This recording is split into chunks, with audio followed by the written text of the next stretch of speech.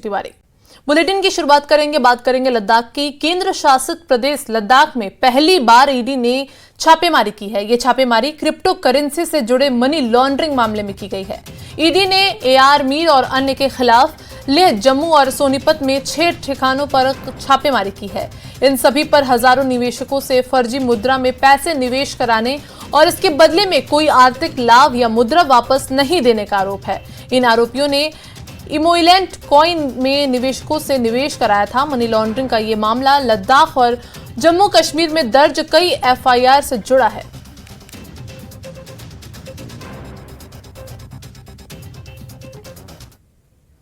पुंछ जिले में श्री बूढ़ा अमरनाथ यात्रा को लेकर कड़ी सुरक्षा व्यवस्था की गई है। दिन में जंगलों को खंगालने और रात को नाके लगा गाड़ियों की जांच की जा रही है, जिससे कोई भी संदिग्ध पुंछ में प्रवेश न कर सके। न्यूज 18 ने कल देर रात पुंछ जम्मू राष्ट्रीय राजमार्ग पर सुरक्षा व्यवस्था का जायजा लिया। श्री बूढ़ा अमरनाथ यात्रा 7 अगस्त से शुरू होने वाली है।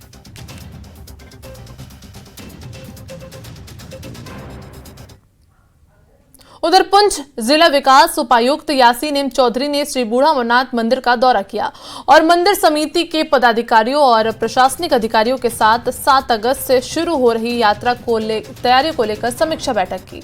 संबंधित अधिकारियों को यात्रा संबंधित तैयारियों को सुनिश्चित करने के निर्देश दिए।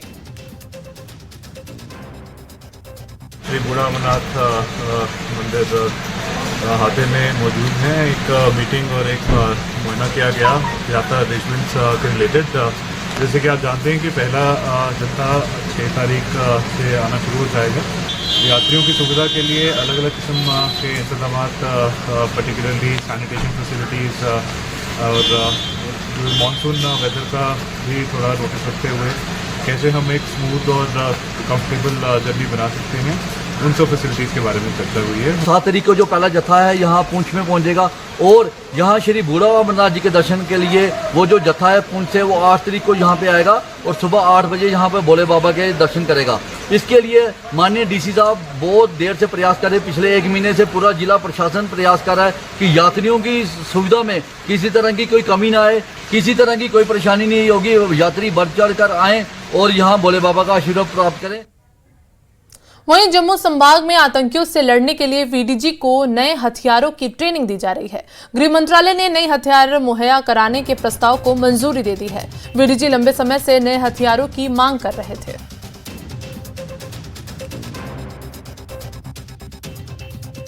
सरकार की तरफ से हाल ही में एक ऑर्डर इशू किया था जिसमें VDG को लेकर एक अहम डिसीजन लिया गया। हालांकि VDG जो है विलेज डिफेंस गार्ड, इनकी काफ़ी सालों से ऑटोमेटिक वेपन की डिमांड थी, लेकिन उस डिमांड को सरकार ने सुना और आप देख सकते हैं कि इस वक्त जो VDGs के मेंबर है इन्हें ऑटोमेटिक वेपन की ट्रेनिंग दी जा रही है, क्योंकि सरकार की तरफ से अब इन VDGs को जल्द ही इनके हाथों में 303 की जगह ऑटोमेटिक वेपन दिए जाएंगे। और यहाँ पर आप देख सकते हैं कि महिलाएं भी हैं जो यहाँ पर ट्रेनिंग ले रहे हैं किस तरह से ऑटोमेटिक वेपन चलाए जाएंगे, ताकि जो आतंकी यहाँ पर हैं उनका सामना ये अच्छे से कर सके, क्योंकि इनकी काफ़ी सालों से मांग थी कि जो 303 है वो चेंज हो और उसके जगह ऑटोमेटिक वेपन दी जाए। आप इन्हें ट्रेन कर रहे हैं, क्या वेपन आप इन्हें सिखा रहे हैं, किस तरह से आप ट्रेन कर रहे हैं? सर, मैं सबसे पहले धन्यवाद करूंगा आपके चैनल का कि आपके माध्यम से हम सरकार तक अपनी आवाज़ पहुंचा सकते हैं। प्लस हमको VDC में कम से कम 20-22 साल हो गए हैं। हमने आर्मी से भी ट्रेनिंग ली, पुलिस से भी ली। हम पुलिस का धन्यवाद करते हैं, SSP साहब का धन्यवाद करते हैं कि जो हर 6-7 महीने के बाद VDC वालों को पुलिस के थ्रू ट्रेनिंग दिलवाते हैं। उसके बाद इमरजेंसी हो, जब फायर की बारी आती है तो हम आर्मी के पास जाके फायर भी करते हैं। तो सबसे पहले हम SSP साहब और DG साहब का धन्यवाद करते हैं कि उनके माध्यम से हमारी आवाज़ ऊपर हाई लेवल तक पहुंची और हमको सुनने में आया और न्यूज़ में देखा कि हमारे कुछ VDC मेंबरान को ऑटोमेटिक वेपन मिल गए और हमको भी शायद मिल सकते हैं। और सरकार से दरख्वास्त ये है कि जब हम कहीं रात को एम्बुश वगैरह लगाते हैं, एम्बुश पुलिस के कहने पे ही लगाते हैं, जब कहीं हरकत होती है तो तब एम्बुश लगाने जाते हैं, तब हम 308 से ये उनका सामना नहीं कर सकते हैं, क्योंकि उनके पास ऑटोमेटिक वेपन होते हैं, हमारे पास 308 होती है, दिक्कत आ जाती है।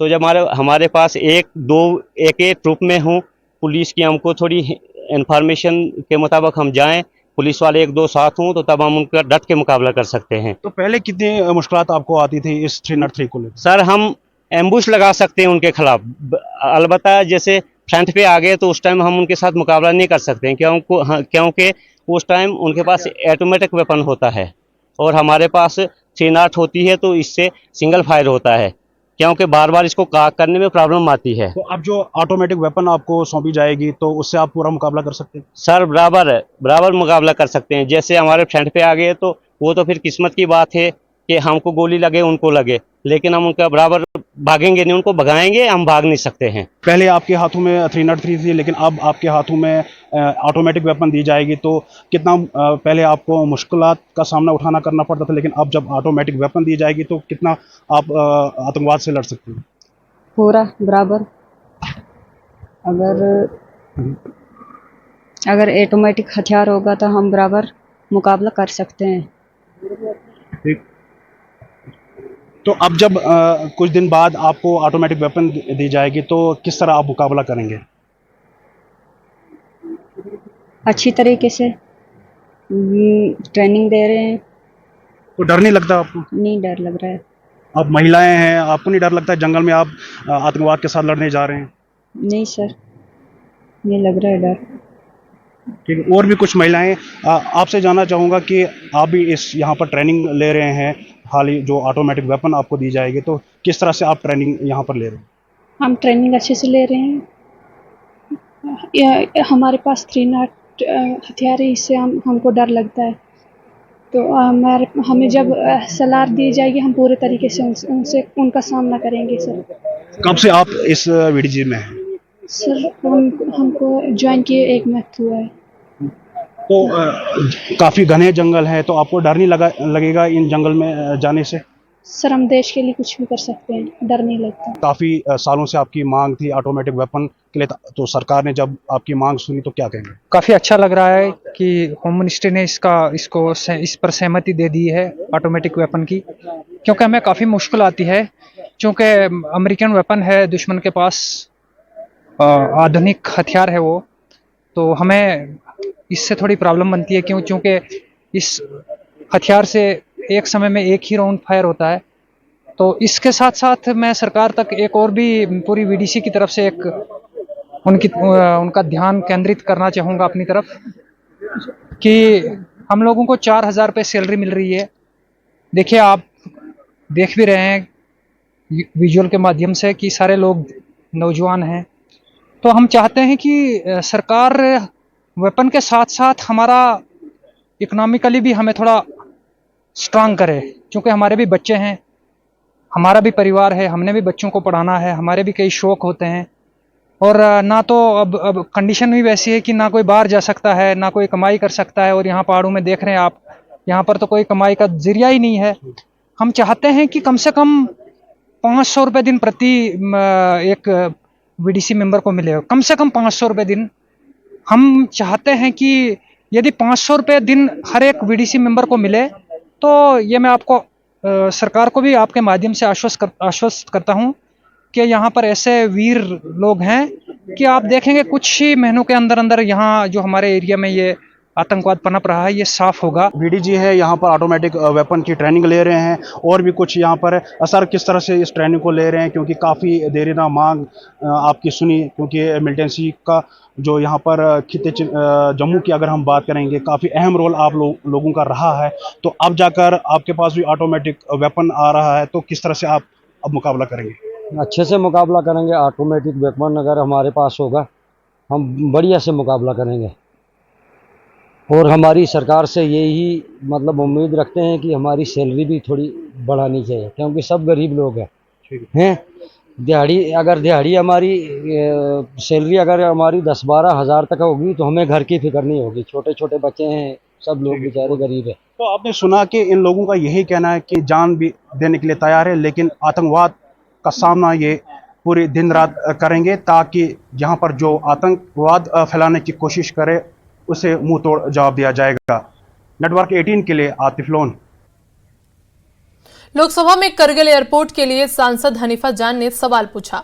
उन्होंने कहा कि लंबे समय से एयर कनेक्टिविटी की मांग कर रहे हैं। एक एयरपोर्ट बना है, उसमें भी सर्विस नहीं है। 2 साल पहले सर्वे हुआ था, लेकिन उसका स्टेटस क्या है, इस पर सरकार की जानिब से जवाब दिया गया कि भारत सरकार करगिल में नागरिकों को एयर कनेक्टिविटी देने की इच्छुक है। सर, करगिल लद्दाख का पॉपुलेशन वाइज बड़ा डिस्ट्रिक्ट है और ये डिस्ट्रिक्ट जो है सर्दी में, विंटर में 5 महीने के लिए रेस्ट ऑफ द कंट्री से कट ऑफ रहती हैं और पिछले 50-60 सालों से वहाँ पे एयर कनेक्टिविटी का डिमांड होती रही है। वहाँ पर एक छोटा एयरपोर्ट बनी है, वो भी पिछले 30 सालों से बनी है, वो भी ऑपरेट नहीं है। तो उड़ान स्कीम के तहत 2 बार उस एयरपोर्ट को लिया गया है, उसके बावजूद भी अभी तक वहाँ एयर सर्विस शुरू नहीं है। मेरा ऑनरेबल मिनिस्टर साहब से ये क्वेश्चन है कि पिछले 2 साल पहले करगिल में नए एयरपोर्ट के लिए सर्वे वहाँ पे कंडक्ट हुई थी, लेकिन अभी तक उस सर्वे का कोई अता पता नहीं है। क्या वो सर्वे कंप्लीट हुई है? अगर हुई है तो उसका स्टेटस क्या है? और इसमें आंसर आपने दिया है कि वहाँ पे एक जगह का नाम दिया है, वहाँ फिजिबिलिटी रिपोर्ट नेगेटिव आई है, तो उसके अलावा और भी जगह है वहाँ पे। क्या वहाँ पे सर्वे कंडक्ट करके एयरपोर्ट बनाने का आपका प्लान है? Speaker sir, the government of India has always been interested in opening an airport there in Kargil, sir, with civilian interest. We want civilians to have access to air connectivity from Kargil. And regarding this, we have been trying from our side. The administration, Ladakh administration, has identified certain sites, which is the process where they send us the sites and we do the inspection. And accordingly, Waka Kargil, Turtuk, Dikshit, Nyoma, Padum, Janskar. These are some of the sites which have been offered to us, and we have done thorough inspection, thorough site studies, surveys have been done. But after all that also, because the terrain is so challenging in Kargil, it was found to be very difficult to operate an airport from these sites. And the other option that we have is the existing Kargil airport, which is a defense airport, sir. So because we want the civilians to have access to the air services, we explored the idea of why not run the civilian aircrafts from the existing defense airport only. And that is where the International Civil Aviation Organization, ICAO, came into picture.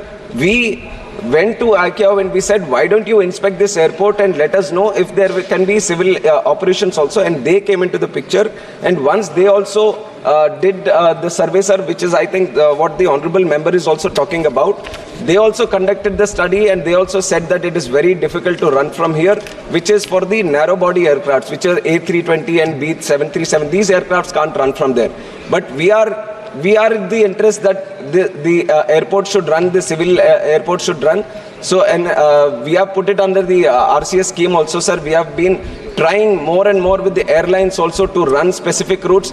But the challenge here is that with the existing airport, even if it is defense, if you want to run civilian aircrafts, we can only run 19-seater aircrafts. So we will work out with the airlines, sir. It is there under the RCS scheme also. 9.2 crore rupees have also been sanctioned.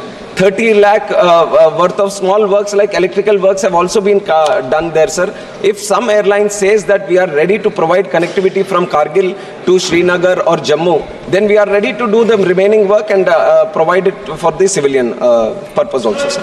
Honorable member supplementary, please. Sir, ये उड़ान scheme में 2 बार इसको minute बैठिए। माननीय आप सब नए सदस्य भी आए, हमें सदन का डिसिप्लिन मेंटेन करना चाहिए। आप सप्लीमेंट्री पूछें, उसके बाद आपको देंगे। सर, ये एयरपोर्ट मेरे ख्याल से डिफेंस का नहीं है, ये सिविल एयरपोर्ट है, ये डिफेंस का लीज पे दिया गया है। तो मेरा यही है कि उड़ान स्कीम में इस एयरपोर्ट को 2 बार शामिल करने के बावजूद अभी तक वहाँ पे कोई सिविल एयर सर्विस शुरू नहीं किया गया। क्या इस पे कोई 50-60 सीटर का जो एयरक्राफ्ट को जल्दी से शुरू करने का क्या आपका प्लान है? सर, ये पहले जैसे AI के पास था, फिर because of the security aspect in Kashmir and Ladakh area, it has been handed over to defence. And जो 50 सीटर के एयरक्राफ्ट की बात करें, अभी मैंने बताया सर, जो एग्जिस्टिंग कारगिल का एयरपोर्ट है, वहाँ पे जो रनवे है वहाँ की जो टेरेन डिफिकल्टी है, लैंडिंग टेक ऑफ के जो प्रोटोकॉल्स है, उसके हिसाब से 19 सीटर एयरक्राफ्ट की हो सकता है सर। उसी के बारे में हम एयरलाइंस के साथ भी प्रयास भी चल रहे हैं RCS उड़ान स्कीम के तहत। और माननीय सदस्य ने कहा कि 2 बार उड़ान स्कीम है, पर हमने 3 बार भी उसको कराया सर, और भी प्रयास करते रहेंगे कि आगे यहाँ से एक सिविलियन एयरक्राफ्ट की शुरुआत हो। पुलवामा ब्लॉक के कई गांवों का कचरा पुलवामा जिले के आरेगाम और सोना सामल इलाकों के बीच सासा आकरा नाले के किनारे फेंक दिया जाता है, जिसकी वजह से ये नाला कूड़ेदान में तब्दील हो गया है। ग्रामीण विकास विभाग द्वारा बनवाए गए सेग्रेशन शेड और कंपोजिट पिट अभी इस्तेमाल करने लायक नहीं है, जिसके कारण कूड़ा नाले में फेंका जा रहा है और इस वजह से नाले का पानी और आसपास का माहौल प्रदूषित हो गया है। आरेगाम और सोना सामल के लोगों में काफी चिंता है। उन्होंने डीसी पुलवामा से इस मामले पर ध्यान देने की अपील की है। गाँव से निकलेगा, इसकी जो एक कलेक्शन होगी प्रॉपर, जब तक ये पूरी तरह से साइंटिफिक तरीके से पूरा डिस्पोज ऑफ नहीं होगा, रिसाइकलिंग नहीं होगा, तब तक मुझे नहीं लगता ये वेस्ट मैनेजमेंट जो है एक कंसेप्ट है, प्रोग्राम है कि ये कामयाब होगा। क्योंकि अगर हम वेस्टेज को कलेक्ट करेंगे, उसके बाद हमें उसको डिस्पोज ऑफ करना है या रिसाइकलिंग करना है, पहले हमें साइंटिफिक तरीके से उस पर पूरा जो हमारा जो फोकस वो उस पर रहेगा कि उसके बाद जो एक वेस्टेज की एक प्रॉपर कलेक्शन होगी, उसके बाद सेग्रीगेशन शेडों तक लिया जाएगा, डिस्पोज ऑफ किया जाएगा।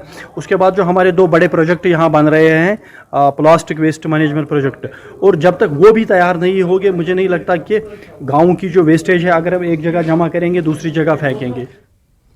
लद्दाख शून्य उत्सर्जन के साथ ग्रीन हाइड्रोजन ईंधन पर बसें चलाने वाला देश का पहला राज्य बनने के लिए तैयार है। हाइड्रोजन ईंधन पर बसों को चलाने के लिए सभी आवश्यक प्रशिक्षण सफलतापूर्वक पूरे हो चुके हैं। यह परियोजना सितंबर 2024 तक शुरू हो जाएगी। आपको बता दें कि इस प्रोजेक्ट की आधारशिला 30 जुलाई 2022 को प्रधानमंत्री नरेंद्र मोदी द्वारा वर्चुअली रखी गई थी।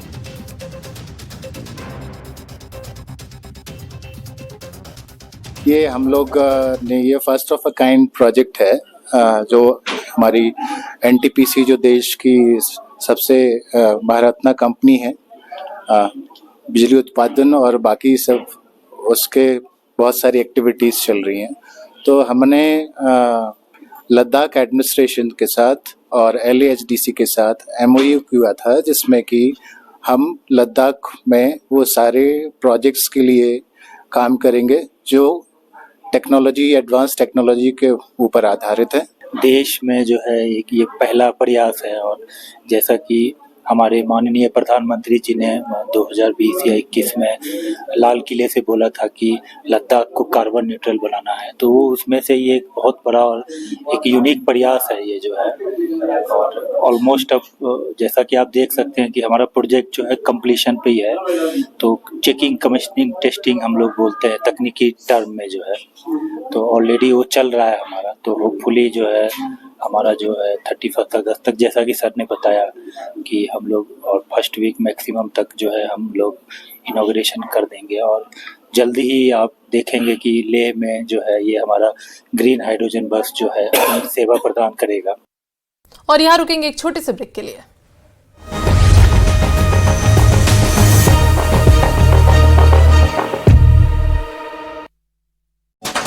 में सुरक्षा बलों ने किया आतंकी ठिकाने का भांडाफोड़। इलाके की घेराबंदी कर सुरक्षा बलों ने शुरू किया तलाशी अभियान। सुरक्षा बलों ने गुलाबगढ़ की पहाड़ी से 3 IED, 1 grenade, 1 pouch 50 AK rifle गोलियां और कुछ खाद्य सामग्री की बरामद।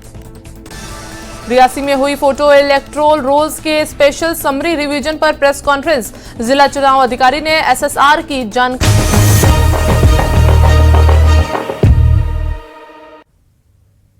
लेह में लद्दाख ग्रामीण आजीविका मिशन ने पहला सरस मेला आयोजित किया। महिलाओं को सशक्त और आत्मनिर्भर बनाने के लिए इस मेले का आयोजन किया गया। इस अवसर पर मुख्य अतिथि के रूप में उपराज्यपाल के सलाहकार डॉक्टर पवन कोटवाल ने शिरकत की और महिलाओं द्वारा बनाए गए उत्पादों को देखा और उनकी सराहना भी की। ये हमारे लिए एक बहुत फख्र की बात है कि पहली बार लद्दाख में, हमारे UT लद्दाख में ऐसा इवेंट हो रहा है, सार्स मेला हो रहा है। सार्स मेला बेसिकली ये लद्दाख रूरल डेवलपमेंट मिशन जो है, लाइवलीहुड मिशन जो है, इसमें हमारे साथ काफ़ी सारी औरतें जुड़ी हुई है, जो जिनके सेल्फ हेल्प ग्रुप्स बने हुए हैं। पिछले 2 सालों से हम काफ़ी मेहनत कर रहे हैं और हमारा जो ये मिशन है पिछले 2 साल से चल रहा है। और इस ज़मीन में पहली बार हम इनको एक मार्केटिंग अपॉर्चुनिटी दे रहे हैं यहाँ पे, जहाँ पे इनके अपने प्रोडक्ट्स शोकेस कर रहे हैं, यहाँ पे बना प्रोडक्ट्स बेच रहे हैं, मार्केटिंग उनकी हो रही है। और इसके साथ हमने पूरे रीजन से, जो कि नॉर्दर्न रीजन हमारा है, जिसमें हिमाचल प्रदेश है, हमारे हरियाणा है, दिल्ली है, JNK है, यहाँ से उत्तराखंड से काफ़ी सारे लोग आ रहे हैं जो सारस मेले में पार्टिसिपेट कर रहे हैं। उनके भी स्टॉल्स यहाँ पे लग रहे हैं। तो ये हमारे लिए एक खुशकिस्मती की बात है कि इस सीज़न में, जबकि हमारा यहाँ पे काफ़ी अच्छा खासा टूरिस्ट फ्लो भी रहता है और हमारे लोग भी यहाँ पे काफ़ी सारे रहते हैं। कि सबका शुक्रिया अदा कर रही हूँ, क्योंकि हमें भी मौका मिला लद्दाख आने का, और वो भी सरस की वजह से। तो अगर हम SHG में नहीं होते तो हम यहाँ नहीं पहुँचते।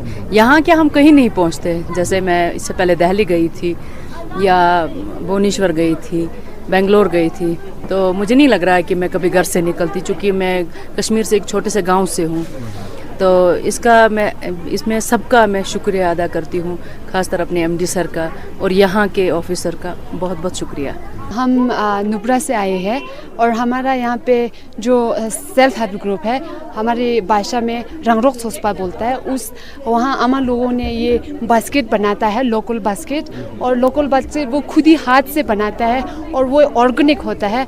और एक तरफ ये होता है कि अमन लोग बहुत चीज़ें बनाता है, जैसे कि कपड़े से सिलाना, बहुत कुछ बनाता है, मगर उन लोगों को ऐसे प्लेटफॉर्म नहीं मिलता। ये पहली बार लद्दाख में फर्स्ट सरस मेला ऑर्गेनाइज हो रहा है लद्दाख पे। इसकी वजह से बहुत अमन लोगों को उम्मीद भी जागिएगा कि ऐसे स्टेज पे आती है करके। फिर जब हम बुलाते हैं उस टाइम में सब लोग, हम लोग नहीं आएगा ऐसे स्टेज पे, जब कुछ लाएगा तो उसके बाद उन लोगों को ये हिम्मत भी मिलता है कि बाद में हम लोग भी ऐसे ग्रुप बना के ऐसे मेले में जाने के लिए। और कुछ लोगों जैसे कि छुशो तो ठीक से तो बहुत पहले से हो रहा है, मगर पैंडेमिक और जैसे कि न्यू ब्लॉक में जैसे रोंग रूपशो में अभी शुरू हो रहा है।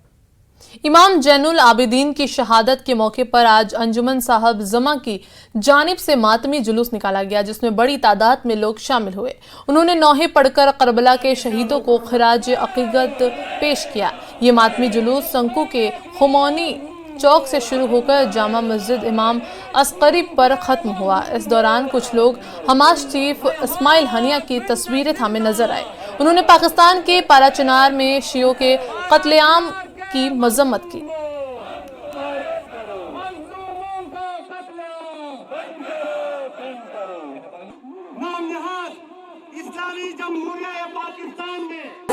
जो पारचनार के मजलूम शियों और अक़लियतों से दिफा करे, वहाँ पर भेड़ बकरियों की तरह वहाँ पर कत्लेआम कर रहे हैं, तो हुकूमत पाकिस्तान और कबाइली इलाकों को ऐसे तरह छोड़ दिया है जैसे कि वो हुकूमत पाकिस्तान का हिस्सा नहीं है।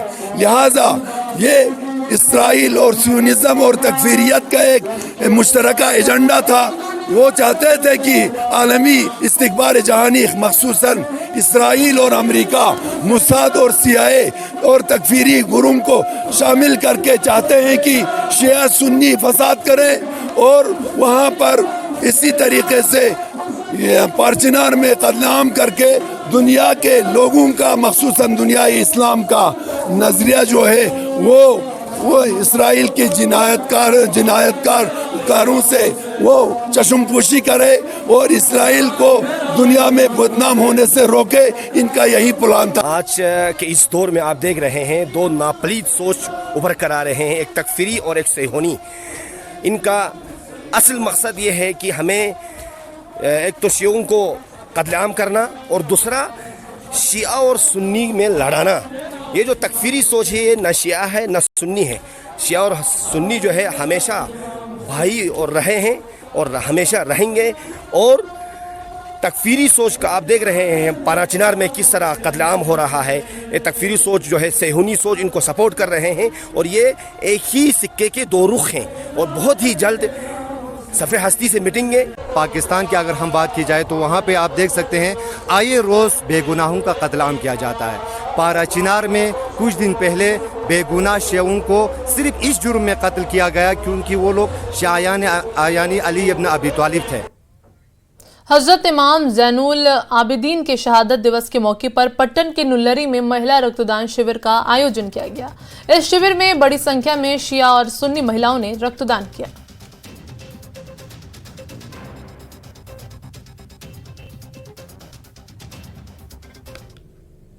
यहाँ पर हम ये बयान करना चाहते हैं, ये पैगाम देना चाहते हैं कि आम तौर से फ़कत मर्दों के लिए और मर्दों की तरफ से ब्लड डोनेशन कैंप्स मुनाकिद होते थे। तो हमने 2-3 साल से ये कदम उठाया है कि इंसानियत की खिदमत के मैदान में जितना मर्दों को हक़ हासिल है उतना ही औरतों को भी हक़ हासिल है, और इसीलिए हमने ये फ़ीमेल्स के लिए ये ब्लड डोनेशन कैंप मुनाकिद किया है। कहना चाहूँगी कि हुसैन एक ऐसा नाम है जो हमें मुतासिर करता है और वरासत की ज़िंदगी गुजारने का तरीका सिखाता है, हमें इंसानियत की खिदमत करने की तरगीब भी देता है।